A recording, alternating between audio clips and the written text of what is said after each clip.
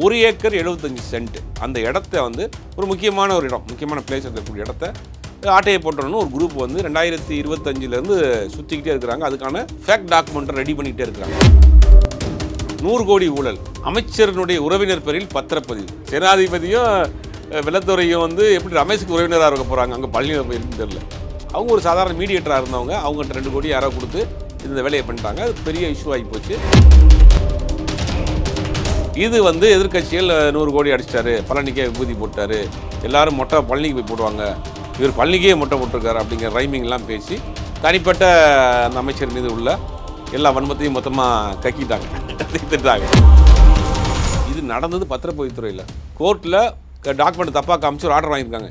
ஆனால் பழி யார் மேலே விழுந்ததுன்னா இந்து சரி அறநிலையத்துறையில் ரமேஷ் மேலே விழுந்துருச்சு. இது 3 department 4 department, revenue department, court, பத்திரப்பதிவு, ரெஜிஸ்ட்ரேஷனு எல்லாத்தையும் ஏமாற்றிருக்காங்க.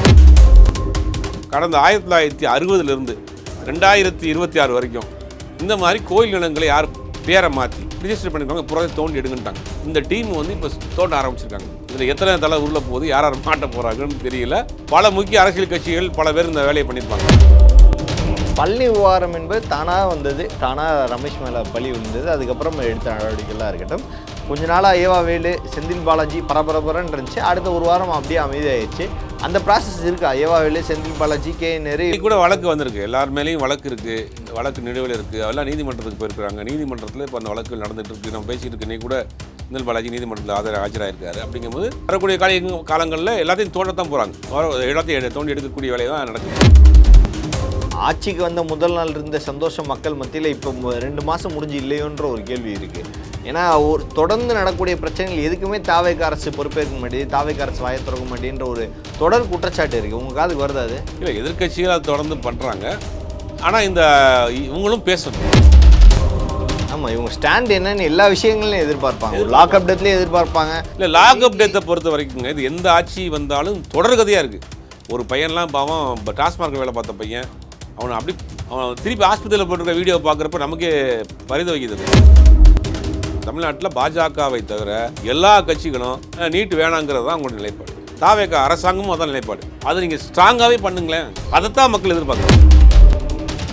பிரேம் நயன் தமிழ் நேயர்கள் அனைவருக்கும் வணக்கம். இன்று நமது நேர்காணலில் நம்முடைய இணைந்திருப்பவர் பத்திரிகையாளர் ஜுபேர் அவர்கள். சார் வணக்கம். வணக்கம். பழனி விவகாரம் 100 கோடி மொட்டை எடுத்தது யார் பழனிக்கு அப்படின்ற பல கேள்விகளுக்கு மத்தியில் செவ்வாய்க்கிழமை நீதிமன்றம் அந்த பழனி விவகாரத்தை வழக்கு எடுக்கிறாங்க. செவ்வாய்க்கிழமை விசாரணைக்கு எடுக்கிறாங்க.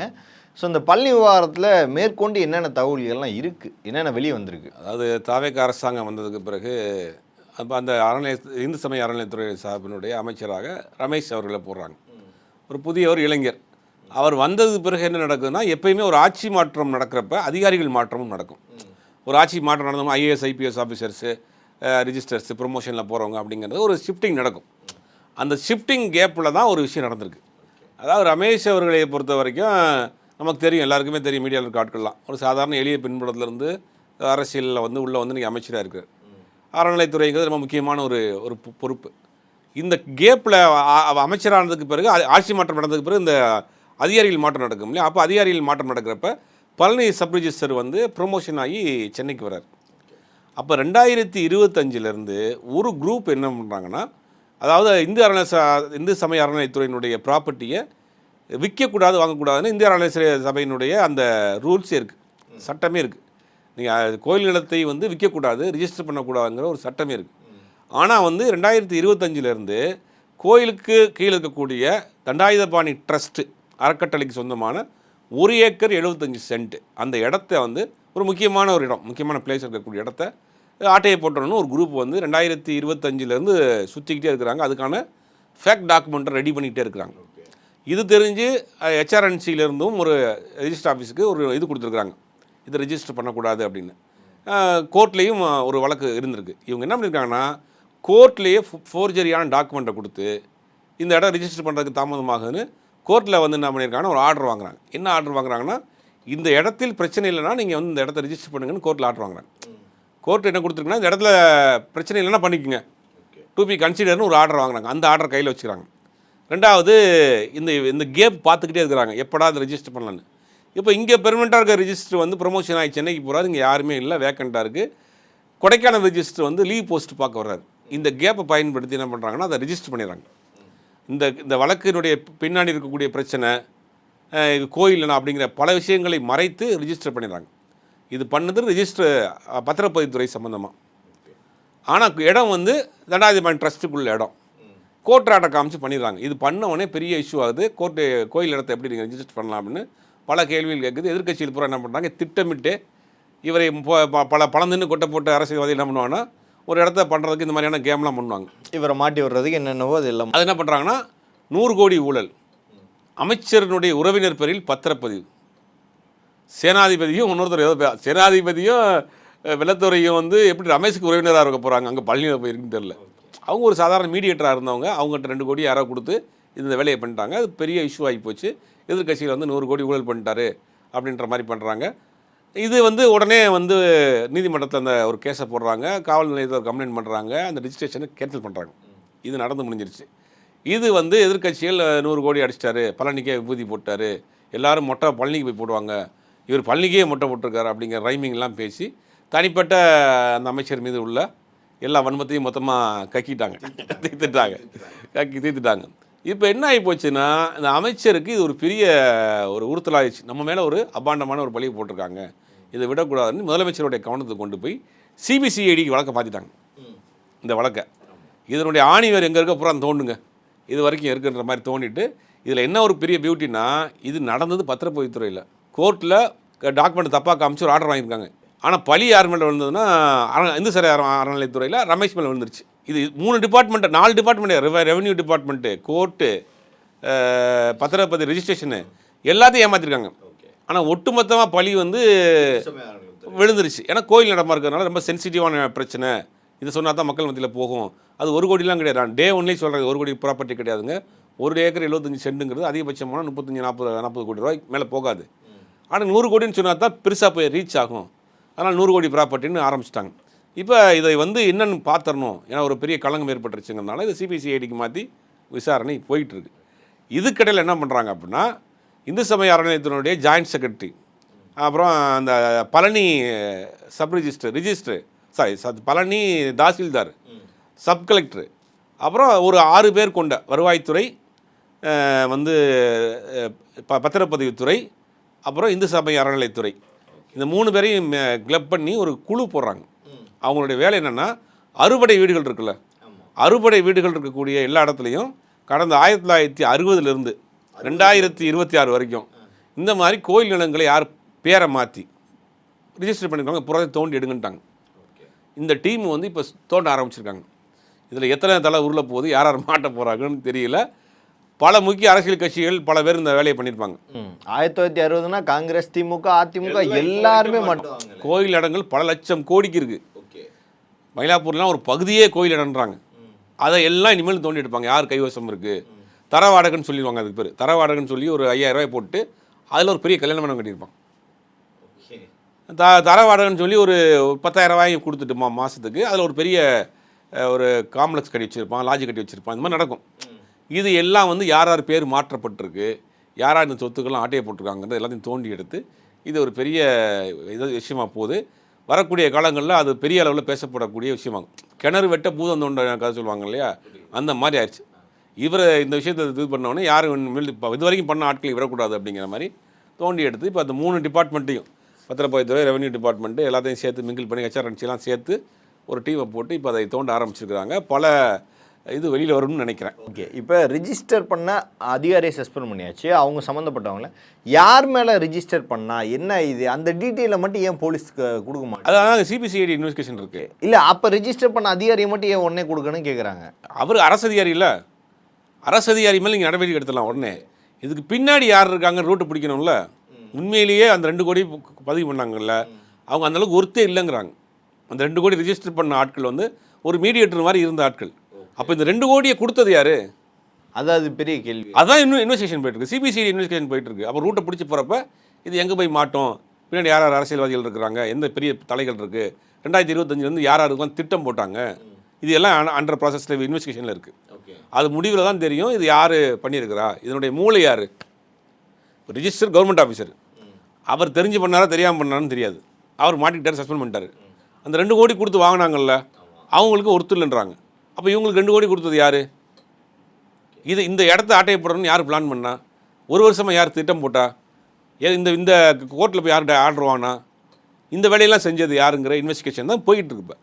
அது நேராக போய் எங்கே போய் நிற்குங்கிறது வரக்கூடிய காலங்களில் தெரியும். 1960 இப்போ வரைக்கும்னா கிட்டத்தட்ட 50 வருஷத்துக்கு மேலே 50 வருஷத்துக்கு மேலே இருக்கிற இடங்கள் ஏதாவது ஆக்கிரமிப்புகள் அகற்றணும்னா இப்போ எல்லாமே பில்டிங்காக இருக்கும், எல்லாமே ஒரு ஏரியாவாக இருக்கும். இது ஆக்கிரமிப்பு அகற்றுறது ஈஸியாக அதாங்க பத்திரத்தில் கரெக்டான இப்போ 1960 ஈசி போர்டுன்னு சொல்லுவாங்க. ஈசின்னா ஒரு ப்ராப்பர்ட்டியோட டீட்டெயில். நீங்கள் ஒரு வீடு வாங்குறீங்கன்னா ஈசி ஆன்லைனில் போட்டிங்கன்னா 1960 இப்போ வரைக்கும் அந்த சொத்துக்கள் யார் யார் கை மாறி இருக்குது, அந்த சொத்து என்ன சொத்தாக இருந்ததுங்கிறத எடுத்துடலாம். இப்போ அப்படி நீங்கள் ஒரு கோயிலுக்கு பாத்தியப்பட்ட இடமா இருக்கக்கூடிய விஷயத்தை நீங்கள் எடுத்துட்டீங்கன்னா எத்தனை பேர் கை மாறி இருக்குது, என்ன பண்ணிகிட்டு இருக்கிறாங்க, அது என்ன ப்ராப்பர்ட்டியாக இருக்குங்கிறத எடுத்துடலாம். உண்மையிலே அது கோயில் இடமாக இருந்தால் அதை ரெக்கவரி பண்ணுறதுக்கு கோயில் நிர்வாகத்துக்கு முழு உரிமை இருக்குது. கோயில் சட்டப்படி கோயில் சொத்துக்களை விற்கக்கூடாது, வாங்கக்கூடாது. அது பொது காரியங்களுக்கு பயன்படுத்தலாம். பொது காரியங்கள்னால் ஒரு மக்கள் பயன்பாட்டுக்குள்ளே ஒரு ஹாஸ்பிட்டலு, ஒரு ஸ்கூலு, காலேஜு, ஒரு பார்க்கிங்கு, ஒரு மடம், இந்த மாதிரி விஷயங்களுக்கு பயன்படுத்தலாமே ஒழிய கோயில் சொத்துக்களை தனிநபர்கள் அபகரித்து அவங்க அவங்களுடைய எதுக்கு பத்திரப்பதிவு பண்ணி மாற்றி பண்ணுறது கூடாது. கோயில் எடுத்து விற்கவே கூடாது, ரிஜிஸ்ட்ரேஷனே பண்ணக்கூடாது. இதுதான் அந்த இந்து அறநிலையத்துறையினுடைய சட்டம். இதை மாதிரி இது வரைக்கும் யார் யார் பண்ணியிருக்கிறா, இந்த சொத்துக்கள்லாம் எங்கே இருக்குது அப்படின்னா பல லட்சம் கோடி போகுன்றாங்க. அதை தோண்டி எடுக்கக்கூடிய வேலையை இந்த ஒரு 3 டிபார்ட்மெண்ட்டையும் கிளப் பண்ணி ஒரு வேலையை ஆரம்பிச்சிருக்காங்க. பழனி விவகாரம் என்பது தானாக வந்தது, தானாக ரமேஷ் மேலே பழி விழுந்தது. அதுக்கப்புறம் எடுத்த நடவடிக்கைகளாக இருக்கட்டும். அதுக்கு முன்னாடி தாவேகா சொன்னது ஆல்ரெடி இருந்து பண்ணிட்டு போனவங்க ஊழலை கண்டுபிடிக்க அதுக்கு ஒரு டீம் தனியாக இருக்குது.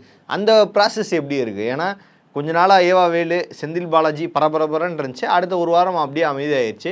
அந்த ப்ராசஸ் இருக்கா? ஏவா வேலு, செந்தில் பாலாஜி, KN கூட வழக்கு வந்திருக்கு, எல்லார் மேலேயும் வழக்கு இருக்குது, வழக்கு நிலுவையில் இருக்குது. அதெல்லாம் நீதிமன்றத்துக்கு போயிருக்கிறாங்க. நீதிமன்றத்தில் இப்போ அந்த வழக்குகள் நடந்துகிட்டு இருக்குது. நம்ம பேசிகிட்டு இருக்கு. இன்னைக்கு கூட செந்தில் பாலாஜி நீதிமன்றத்தில் ஆஜராயிருக்காரு. அப்படிங்கும்போது அவங்க கோர்ட் மூலியமாக போகிறாங்க. அதை சட்டப்படி அவங்க தவறுகள் செஞ்சுருந்தாங்கன்னா நடவடிக்கை எடுக்க போகிறாங்க.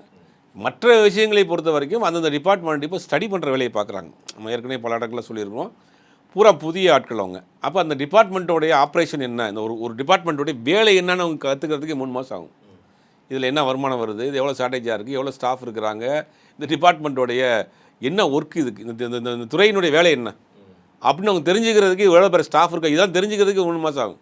அப்புறம் அதுக்கு பிறகு தான் அதில் ஊழல் நடந்திருக்கா, என்னென்ன வேறு ஏதாவது நடந்திருக்கா, போன ஆட்சி நடந்திருக்கா, அதுக்கு முதல் ஆட்சி நடந்திருக்கா, அதை கண்டுபிடிக்கிறதுக்குலாம் கொஞ்சம் டைம் ஆகும். நேரடியாக தெரியக்கூடிய சில விஷயங்களை அவங்க எடுத்துருக்கிறாங்க, வழக்கு போட்டிருக்கிறாங்க, நடந்துகிட்டு இருக்குது. வரக்கூடிய காலங்களில் எல்லாத்தையும் தோண்டத்தான் போகிறாங்க. எல்லாத்தையும் தோண்டி எடுக்கக்கூடிய வேலை தான் நடக்குது. ஆட்சிக்கு வந்த முதல் நாள் இருந்த சந்தோஷம் மக்கள் மத்தியில் இப்போ 2 மாதம் முடிஞ்சு இல்லையோன்ற ஒரு கேள்வி இருக்குது. ஏன்னா ஒரு தொடர்ந்து நடக்கக்கூடிய பிரச்சனைகள் எதுக்குமே தாவேகா அரசு பொறுப்பேற்க மாட்டேங்குது, தாவேகா அரசு வாயை திறக்க மாட்டேன்ற ஒரு தொடர் குற்றச்சாட்டு இருக்குது. உங்கள் காதுக்கு வருது அது? இல்லை, எதிர்க்கட்சிகள் அதை தொடர்ந்து பண்ணுறாங்க. ஆனால் இவங்களும் பேசணும். ஏன்னா அவங்க வைக்கக்கூடிய குற்றச்சாட்டுகளை கடந்தும் போயிடக்கூடாது. ஏன்னா தொடர்ந்து ஒரு குற்றச்சாட்டை வைக்கிறாங்க. அப்படிங்கும் போது நம்ம அது கடந்தும் போக முடியாது. எல்லாத்தையுமே ராஜ்மோகன் அவர்களே பதில் சொல்லிட்டு இருந்தால் அது சரியாக இருக்கும். ஒவ்வொரு காலகட்டத்திலையும் ஒரு அமைச்சரவை இருக்குது. இப்போ கலைஞர் டெய்லி பிரஸை சந்திப்பார், அந்த அம்மா ரேராக தான் சந்திப்பாங்க. எம்ஜிஆர் ஆட்சி காலத்தில் சில முக்கிய அமைச்சர்கள் தான் பிரஸை சந்திப்பாங்க. அப்படிங்கும் போது சில வாய்ஸ் அவுட் கொடுக்க தான் செய்கிறாங்க. ஆனால் அதுக்கு ஒரு ப்ராப்பரான ஒரு பேனல் ரெடி பண்ணிட்டாங்கன்னு வச்சுங்களேன். உடனே அறிக்கை கொடுக்குறது, உடனே பிரஸை சந்திக்கிறதுக்கான இந்த ப்ராப்பரான பேனல் ஒன்று செட் பண்ணுவாங்கன்னு நினைக்கிறேன். அதுக்கு பிறகு தான் அது ஒரு ஆர்டர் இருக்கும். கட்சியே 2 வருஷ கட்சி தானுங்க. அது எப்படி அவங்க முதல்ல ஒரு ஸ்ட்ரக்சர் ஃபார்ம் பண்ணுறதுனே அவங்க மக்கள் எதிர்பார்ப்பு ரொம்ப அதிகமாக இருக்குது. ஏன்னா 2 கட்சிகளையும் தூக்கி எறிஞ்சிட்டு இவங்களுக்கு ஓட்டு போட்டு மாபெரும் கட்சிகளை வேண்டான்னு ஓட்டு போட்டிருக்காங்க போது இவங்க மீது ஏகப்பட்ட எதிர்பார்ப்பு இருக்குது. மக்கள் பிரச்சனைக்கு கொஞ்சம் செவிசாய்க்கணும், மக்களுடைய குரலை கொஞ்சம் கேட்கணும். என்ன ஃபீட்பேக் வருது, நம்ம நோக்கி என்ன கேள்விகளை கேட்குறாங்க, எதிர்க்கட்சியில் விட்டுருங்க, பொதுமக்கள் மத்தியிலேருந்து என்ன குரல் வருது, நம்ம என்னத்தை நோக்கி கேட்குறாங்க அப்படிங்கிறத அவங்க சரி செய்யணும். ஏன்னா பெரிய எதிர்பார்ப்புகள் மத்தியில் அவங்களுக்கு வாக்களிச்சிருக்கிறாங்க. அப்போ இவங்க மேல் உள்ள எதிர்பார்ப்பு அதிகமாக இருக்கும். ஆமாம், இவங்க ஸ்டாண்ட் என்னன்னு எல்லா விஷயங்களையும் எதிர்பார்ப்பாங்க. ஒரு லாக்அப் டெத்லேயே எதிர்பார்ப்பாங்க. இல்லை, லாக்அப் டெத்தை பொறுத்த வரைக்குங்க இது எந்த ஆட்சி வந்தாலும் தொடர்கதையாக இருக்குது. இல்லை, ஆனால் நிப்பாட்டன்னு சொல்லியிருக்காருல்ல முன்னாடி பேசும். நிப்பாட்டணும் கண்டிப்பாக, தண்டிக்கப்பட வேண்டிய விஷயம். ஒரு பையன்லாம் பாவம் டாஸ்மார்க் வேலை பார்த்த பையன், அவன் திருப்பி ஆஸ்பத்திரியில் போட்டிருக்க வீடியோ பார்க்குறப்ப நமக்கே பரிதவிக்குது. அது அப்படிங்கும்போது லாக்அப் டெத் மரணங்கிறது லாக்அப் டெத்துங்கிறது தொடர்ந்து அதிமுக, திமுக, தாவேகா எந்த ஆட்சி வந்தாலும் இது மட்டும் குறைய மாட்டேங்குது. காவல்துறை அவங்க கையில் தான் சட்டம் இருக்கிற மாதிரி ஒவ்வொரு ஆட்சியிலுமே இருக்குது. அப்போ இதை ஒரு முறைப்படுத்தணும். காவல்துறையினுடைய இன்னைக்கு அமைச்சராக இருக்கக்கூடிய முதலமைச்சர் அவர் கையில் இருக்குது. இதுக்கு ஒரு நிரந்தரமான தீர்வை இவர் ஆட்சி காலத்தில் கொண்டு வந்துடணும். அப்போ தான் இது வந்து ஒரு ஒரு தீர்வு ஏற்படும்.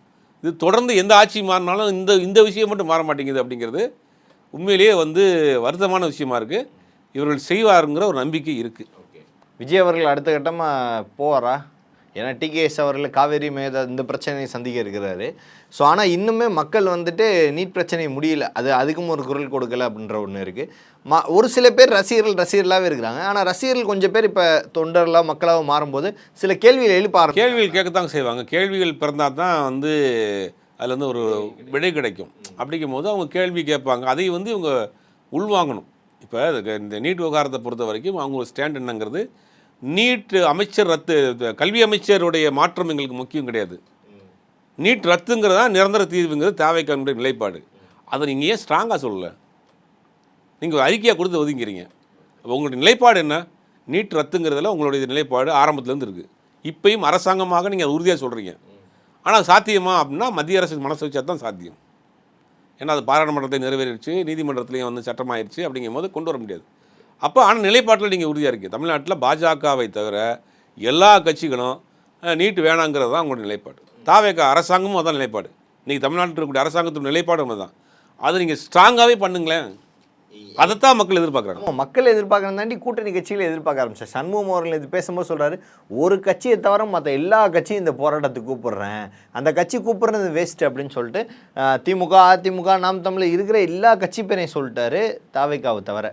இத்தனைக்கும் ஆட்சியில் இருக்க கட்சி அந்த கட்சியை விட்டுருக்காரு. இத்தனைக்கும் ஆதரவு கொடுத்துட்டு இருக்க ஒரு இயக்கம், கம்யூனிஸ்ட் இயக்கங்கள் வந்து ஆதரவு கொடுத்துருக்காங்க இந்த ஆட்சிக்கு. அப்படிங்கும் போது இவங்க நிலைப்பாடை தான், இந்த நிலைப்பாட்டை நீங்கள் ஸ்ட்ராங்காக இருங்கன்றேன், ஸ்ட்ராங்காக வாய்ஸ் அவுட் பண்ணுங்கன்றேன். மக்கள் அதை தான் எதிர்பார்க்குறாங்க. இளைஞர்கள் பெரும் கூட்டம் சேர்ந்து வாக்களிச்சிருக்காங்க. அவர்கள் இன்றைக்கி பெரிய ஒரு போராட்ட காலத்தில் இருக்கிறாங்க. அந்த இளைஞர்களுக்கு ஆதரவாக அவங்க குரலுக்கு செவிசாய்க்கக்கூடிய இடத்துல நீங்கள் இருக்கிறீங்க. ஸ்ட்ராங்காக சப்போர்ட் பண்ணுங்கள். என்ன ஆயிரப்போகுது? ஏன்னா யாருமே இல்லாமல், எந்த கூட்டணியும் இல்லாமல் உங்களுக்கு 35% ஓட்டு போட்டுருக்காங்க மக்கள். மிகப்பெரிய எதிர்பார்ப்பு வச்சுருக்காங்க உங்கள்கிட்ட, மிகப்பெரிய நம்பிக்கை உங்கள்கிட்ட இருக்குது. உங்களை நம்பி ஓட்டு போட்டுருக்காங்க. அப்படிங்கும் போது அந்த இளைஞர்கள் இன்றைக்கி வந்து ஓட்டு போட்ட பாதி பேர் இளைஞர்கள் தான், முக்கால்வாசி பேர் இளைஞர்கள் தான். அவர்கள் இன்றைக்கி போராட்ட காலத்தில் இருக்காங்க. அப்போ அவங்களுடைய குரலை நீங்கள் வந்து கேட்கணும். அவர்கள் பக்கம் நீங்கள் நிற்கணும்னு ஆசைப்பட்றாங்க. இன்றைக்கி அவர்களுக்கு ஆதரவு அளித்த பலரும் என்ன சொல்கிறாங்க, எங்களோட நிற்கணும், நீங்கள் எங்கள் குரலுக்கு நீங்கள் வந்து செவிசாய்க்கணும்னு கேட்குறாங்க. அதை இந்த அரசாங்கம் செய்ததுன்னா செய்யும் நம்புகிறேன் நான். பல்வேறு கேள்விகளுக்கு பதில் தமைக்காக மிக நன்றி.